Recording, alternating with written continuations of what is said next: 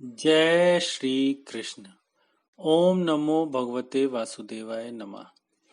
क्या आप जानते हैं कि भीष्म पितामह ने अपने आखिरी समय में कृष्ण जी से क्या पूछा?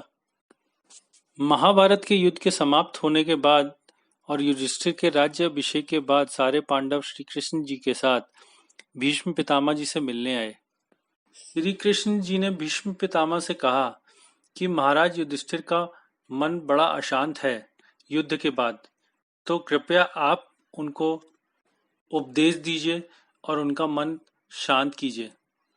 तब भीष्म पितामह ने कहा कि मैं उपदेश बाद में दूंगा, पहले आप मेरी शंका का समाधान करें।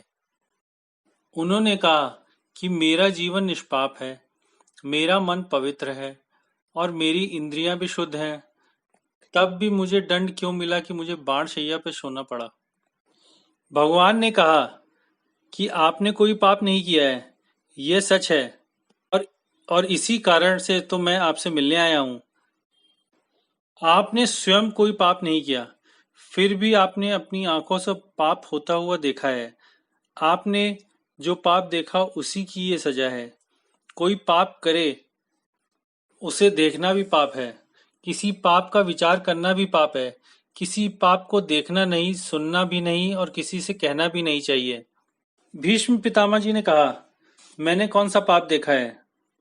श्री कृष्ण भगवान ने कहा कि द्रौपदी के चीरहरण के समय द्रौपदी ने आपसे कहा था कि हारे हुए पति को अपनी स्त्री दांव पर लगाने का अधिकार नहीं है।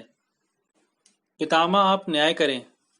उस समय आपने कहा था कि दुर्योधन का अन्न ग्रहण करने से मेरी बुद्धि कुंठित हो गई है, और आप चुप रह गए।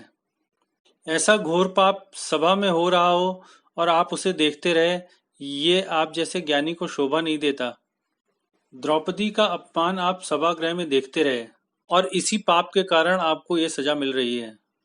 यह सुनकर भीष्म पितामह ने श्री कृष्ण भगवान का नमन किया और फिर उन्होंने धर्मराज को उपदेश दिया। भीष्म पितामह ने आगे कहा कि सारा जगत जानता है कि पांडव पर मेरा कितना प्रेम है। युद्ध में मेरा शरीर कौरवों के पक्ष में था, किंतु मेरा मन तो पांडवों के पक्ष में ही था। पांडवों पर मैं बाण तो चलाता था, पर मन से मैं यही चाह रहा था कि विजय पांडवों की ही मिले। भगवान ने कहा कि फिर आप शरीर से तो पांडवों के पक्ष में नहीं थे। आप जब मन से पांडवों के साथ थे तो फिर तन से भी पांडवों के साथ क्यों ना रहे? पितामह ने कहा कि प्रभु, मैं उस समय आपके दर्शन करना चाहता था। आप अर्जुन के रथ पर थे। मैंने सोचा कि यदि मैं पांडवों के पक्ष में रहूंगा तो सामने से आपके दर्शन कैसे कर सकूंगा। आपका सतता दर्शन करने के लिए ही मैं पांडवों के विरुद्ध कौरवों के पक्ष में जा मिला। पांडवों के पक्ष से लड़ता तो आपके दर्शन में अच्छी तरह नहीं कर सक पाता।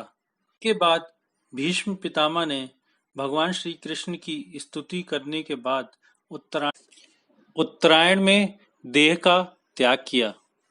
आशा करते हैं कि भीष्म पितामह का ये प्रसंग आपको पसंद आया होगा। कृपया लाइक, शेयर और सब्सक्राइब करना ना भूलें। जय श्री कृष्ण।